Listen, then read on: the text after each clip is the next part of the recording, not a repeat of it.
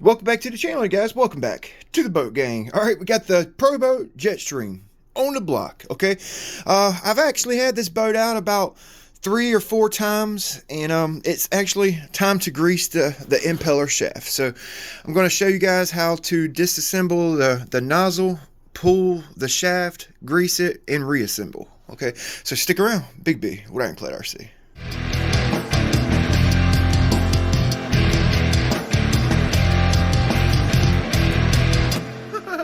Motor upgrade, huh?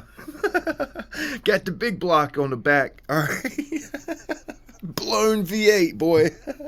Oh, I built that out of wood for my drag boat. It does look pretty cool on here, though. So with the jet boat, it's actually running a straight shaft, an impeller shaft. It's not a flex cable like you know, a lot of my fast electric boats. Flex cables need to be greased every outing. Before every outing.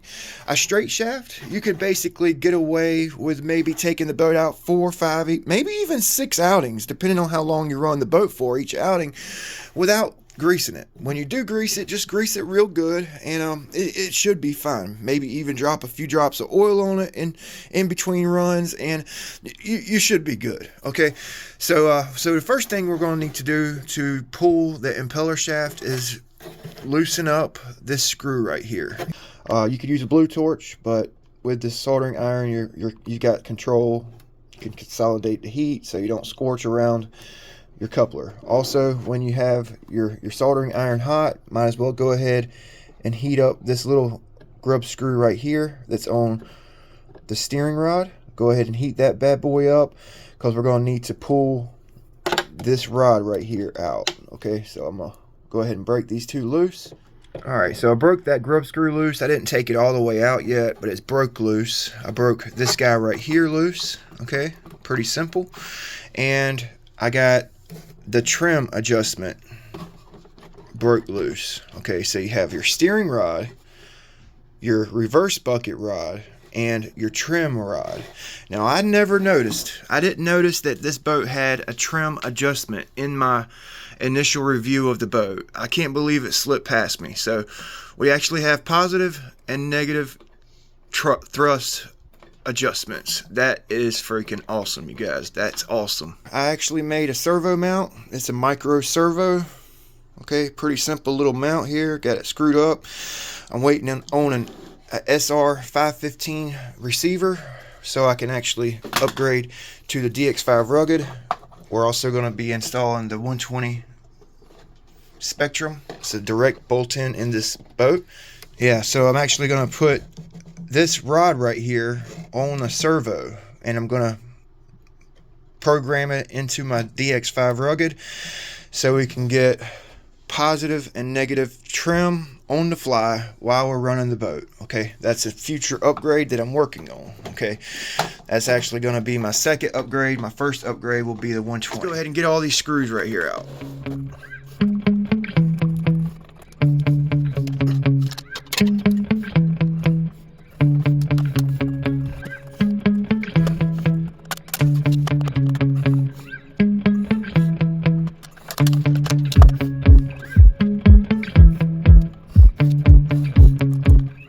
Gonna be hard for you guys to see, but these 2 screws up here, they have a nut on the inside of the boat. You're gonna have to hold the nut and unscrew them. The nut's located right here, right on top of your bellow.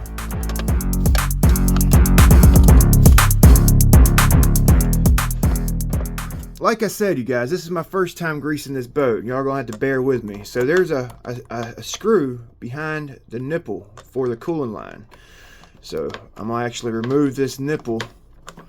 Okay, I'm going to remove the nipple so I can get to that screw right there.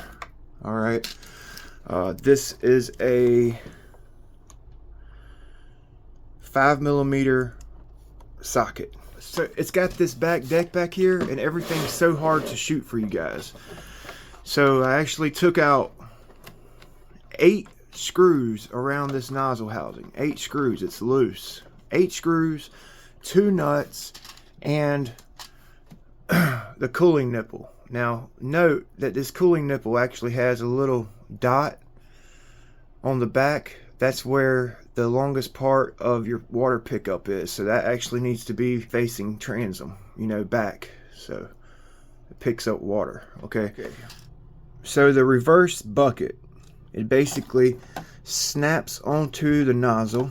Okay, so you just basically unsnap it from your nozzle, and I remove the nut and screw off the reverse bucket linkage. Okay, so we'll get this kind of out the way, so we'll have full access to our nozzle housing. Okay, actually quite a bit of work to get this to this point. Okay, so now we need to pull this off. Okay, if you'll actually look on this swim platform back here, it actually has these little like bracing under there, so you actually need to be careful when you're pulling this nozzle off the transom. Okay, so you're actually gonna need to kind of finagle it, and just be careful so that you don't break nothing. You're gonna have to like angle it up and basically kind of work it out slowly so nothing gets broken. Note where everything goes, and when we put it back together, it's going to have to go in basically the same way. Okay, so this is our nozzle housing. All right, it's all plastic. Got your up and down trim. Like I said, I'm going to try to put that on a servo so we can have on-the-go trim adjustability. Okay, so now we actually have access to our impeller. Okay, so what you want to do is grab you like some grippy pliers, something that you can actually grab onto that nut right there and pull up this whole shaft and impeller out the housing. Okay, you got an aluminum wear ring right here. Okay, and you just want to basically pull it out straight out. Make sure you already have your grub screw loosened up there. Okay, make sure that's completely loosened up before you start pulling on it, because you may break your impeller. Now they actually sell a CNC impeller, which I actually have on the way. I probably should have waited to do all this when I got the impeller, so because I'm gonna have to pull it all apart again in a couple days. But it needed to be greased. Well, I guess it needed to be greased. Let's see. Okay, so basically pull it out. Keep in mind that you actually have a Teflon washer on here, thrust washer. Okay, so don't lose that little guy right there. All right, and we can grease it. Okay, it actually feels like there's quite a bit of grease on there. I probably didn't need to even pull it out. And I've actually ran about, let's see, 3, 4, 5, 6, 7 or 8 packs through it. Okay, and it still feels like it's lubricated. I have the impeller out, and I'm going to give it a quick measure. Okay, actually getting a couple different measurements as I go around it. 33.3. I'll get 33.7 in some areas. So I'm gonna go with 33.5. I'm gonna kind of split the difference, you know. And the height, or I guess the length of the hub here is 14.5. If you have Proboat's upgrade impeller coming, that impeller, it's going to add durability, you know, over the plastic prop. It may add 1 mile an hour, if that. Okay, so basically it just kind of sits on this little plate right here. All right, and it's actually a square drive shaft. That's what holds the prop in place. So I don't know how impellers work on other, like the TFL jump pumps or other pump assemblies, but you know, so I'm gonna do some shopping around, see if I can't find an impeller with a little bit more pitch, same diameter, you know, yeah, it's gonna be hard to find an upgrade. So I don't know how common this is, you know, my first jet boat. So now you guys having some dimensions. I'm gonna get a dimension on this before I put it away. 2.8, 4mm shaft, and a 3mm square drive, it looks like. Okay, so 4mm, 3mm. So I'm actually going to use the Sonic Wake V2 grease.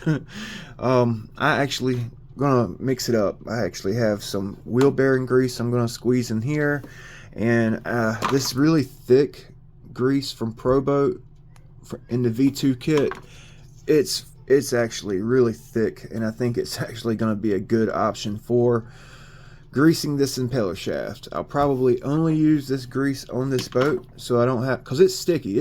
It stays on a shaft. When you put it on a shaft, it stays on there for a while, and I think it's going to be a good option for this boat. Now, you can't just go and buy this grease anywhere, you know, that's a bummer. So I actually recommend a marine grease when you grease it up. The shaft actually it's riding in a brass tube. You guys see that? I don't know if they have a Teflon liner in there. I would imagine that they do. So let's see if we can see a Teflon liner, or if it's just riding in that brass stuffing. So I'm just going to take this little nut driver here, and I'm going to actually run it in this stuffing tube. And I think it's all brass, so that's actually good. I actually like that, which is actually pretty good, my opinion. Teflon liner, if it runs out of grease, it'll get hot and rip and tear.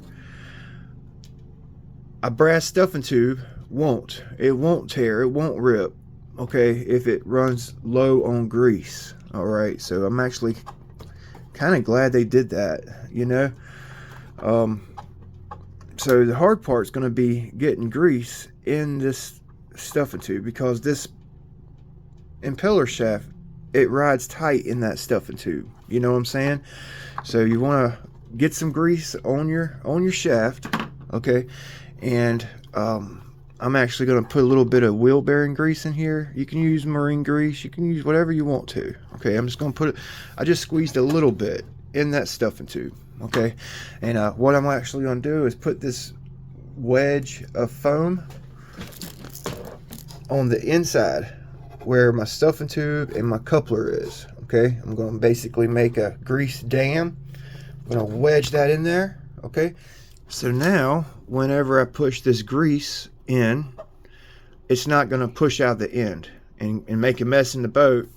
And two, it should stay in our stuffing tube, and we should have a nice, like, full greased stuffing tube when we're done. You know what I'm saying? Yeah, you know what I'm saying. Like I said, there might be an easier way to do this. This is my first jet boat, and this is how I'm doing it my initial run until I find out an easier way. So I'm actually going to spin my impeller and shaft back in the stuffing tube. Okay, and you see how it's wanting to come back out because I have the end of it blocked. So once I get my shaft in there, any grease that's up front, it's going to squeeze back into the shaft. You know, it's like airtight in there right now. So I'm basically going to spin, slide this bad boy back into place. Okay, so you see I have this foam in there. I got it like jammed in there, and there's no grease outside. All that grease should be in our stuffing tube. Should be. Okay, now I'm actually considering putting a grease fitting right here. You know what I mean? Drilling a hole through the stuffing tube, tapping a grease fitting into this plastic, and we should be able to grease it externally without having to disassemble everything. I need to familiarize myself with the boat a little bit more before I do that, but that possibly something I'm going to be doing in the near future, along with this trim upgrade. Okay, so basically going to pull my foam out. Okay, when we push our shaft through, need to note where the flat spot is. Okay, you can see that flat spot right there. So that flat spot needs to be lined up with the grub screw. Okay, so once you have it lined up, you just push it into the coupler, and you don't want to push this shaft all the way forward. Okay, so watch where that flat spot is. I got a little bit of grease on mine. Probably should have wiped it off, but it should be fine. So don't push it all the way forward. Stop it like right there. Okay, if you push the impeller shaft all the way into the coupler and push it all the way forward, the impeller, it may hit this wear ring right here. Okay, if it's like rubbing on that wear ring, because it's the wear ring's actually angled, okay, like cone shaped. All right, if you push it all the way forward, it may hit that wear ring and prematurely wear, heat up, melt your impeller. Okay, so I actually probably should have done this when I took it apart, but now you guys know.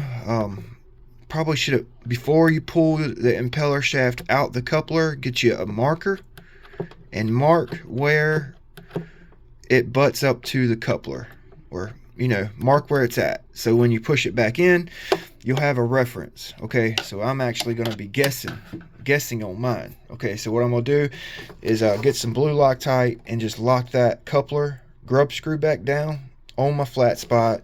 Make sure it's not pushed all the way forward so it don't rub on the wear ring. Okay, so I actually have a battery in, and I'm just going to spool it up. I'm going to listen to it, make sure it sounds like it's greased, lubricated. Make sure there's no rubbing on anything, before you put everything back together. It's quite a bit of work to disassemble it. You just want to make sure everything sounds good before you reassemble so you don't have to tear it apart again. Okay, but if you do decide to run it while the pump housing is off, make sure that this wear ring is fully seated. Okay, because it's basically it basically just floats in this housing. You feel me? If it's like out, you guys see that? If it's out of place, you may damage your impeller. Okay, so just warning you guys. All right, just a little warning. Okay, that's what I'm here for. Okay, so you don't mess nothing up. So we're gonna reassemble everything. Everything sounds good to me. We're gonna put our nozzle back on. You want to put your steering rod back in first, and then the up and down trim rod goes back in. Make sure the reverse nozzle steering rod goes back through this oval hole at the very top. You're gonna have to slide it in like you pulled it out, basically at an angle. I was actually thinking about sanding a little bit off of this. It'll actually make it easy for future disassembly, which I am. I'm just gonna take a file a little bit off this top piece right here.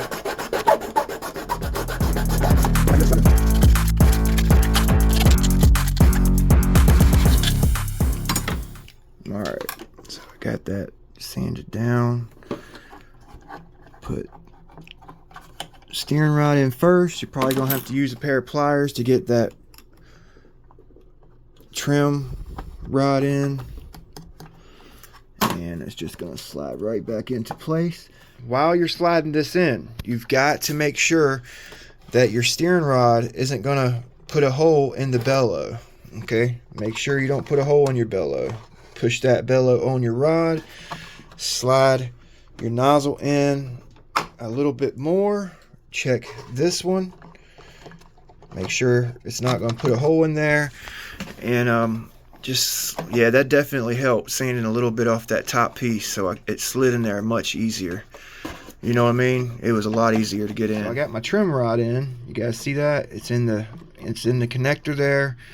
This one can wait, I'm pretty sure. Okay, we should be able to like turn our steering wheel a little bit, and we should be able to wait for this guy here. Okay, so that's going to save you a little bit of fiddling around right now.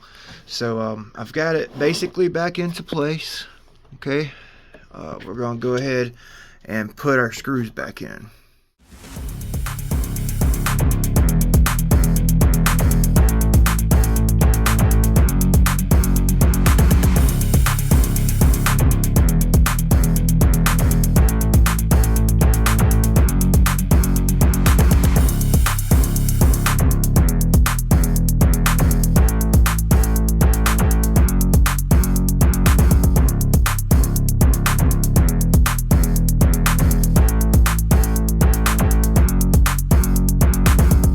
I got my nozzle tightened down.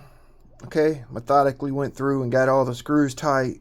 Now I'm working on trying to get my steering rod into the servo horn, and I was trying to get it in there and my servo horn kept moving, so I'm actually gonna plug my battery in, turn my boat on, and now we can actually use the trim on our remote to move our steering rod around while we're actually working the rod into the connector.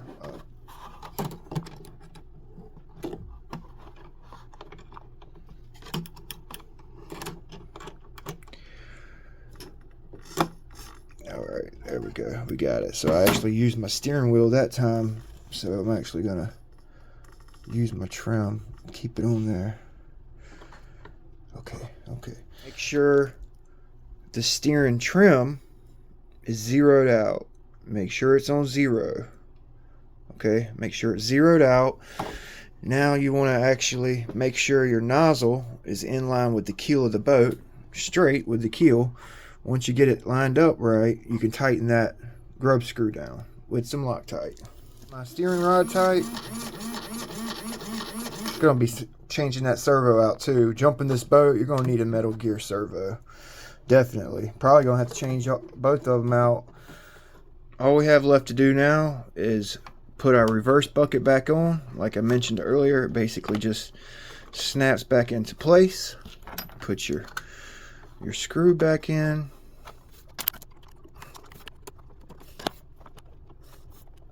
Okay, so we actually got to put our coolant nipple back in. You see that dot on the hex part? It marks the longest point of your nipple. So once it's all tightened up, it should be in your boat with that dot facing aft. Okay.